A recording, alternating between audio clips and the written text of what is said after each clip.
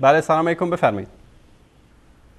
سلام علیکم و رحمت الله. علیکم السلام و رحمت الله و برکاته. آقا محمد بزرگوار بفرمایید.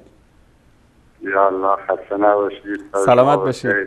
سلامت باشید. الله متعال حفظتون کنه. ما توفیق بده وقتی این برادرای ما رو هدایت کنه که باعث نشن که شما مجبور بشید یه سری از این روایت ها احادیث رو بخونید که دل بندگان خدا به درد بیاد. الله المستعان. الله المستعان. انشاءالله. آقای انصاری جان میگن مصلحت نیست در پرده برون افتد را ورنه در مجلس رندان خبری نیست که نیست. خدمت شما عرض کنم خداوند در آیه 30 شورا می‌فرمایند که بسم الله الرحمن الرحیم آنچه از مصائب و بلا به شما میرسد به خاطر کارهایی است که خود کردید.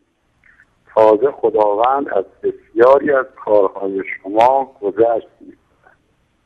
این خداوند چقدر ارحم الراحمینه. و باید خدمت شما عرض کنم که یه جمله آقای انصاری که ما بین خودمون شاید خیلی از یاد تکرار میکنن که وقتی یه دوستی میخواد از همون جدا بشه بهش میگیم مواظب خودت باش. یه جمله خاصیه که خیلی تکرار میشه. درست. حالا من می‌خواستم بگم معنی این جمله این نیست که از خودت مواظبت کن. البته این مخاطب من شما نیستید، در مخاطب اون بیننده های خوبمون هستن که دارن این برنامه‌ها رو می‌بینن. درست. معنیش اینه که هیچ کس به اندازه خودت یا خودمون نمیتونه بهمون صدمه بزنه. چرا؟ به خاطر اون رفتارامون. و تحقیقات هم نشون داده و همینجوری هم که همین آیه 30 شورا خداوند گفت که ما کارهای خودمونه که باعث میشه که یه سری از مسائل بلاها به سرمون بیاد. و تحقیقات هم که نشون داده که عامل اصلی بیماری ها و سختی ها و مشکلاتی که برای ما انسان ها پیش میاد 99% خودمون مقصریم. درست.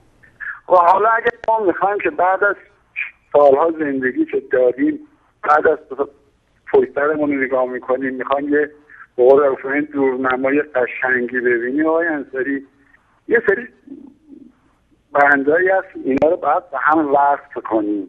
حالا من اینا رو جمع کردم حالا میگم شاید به درد بخوره. بفرمایید. میگه تصمیم رو با تحقیق، یعنی بدون تحقیق هیچ تصمیمی نگیریم.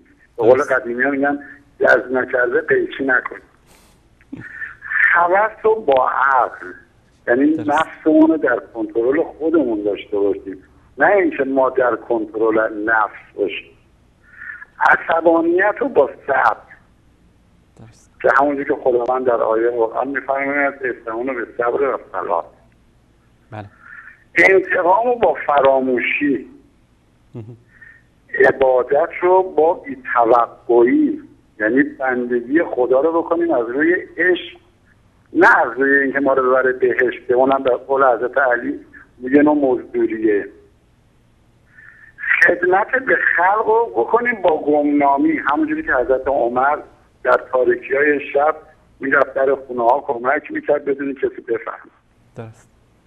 و در آخرم قلبمون رو با خدا پیوند بزنید که این دیگه هم بیمه عمر میشیم هم بیمه آخرت.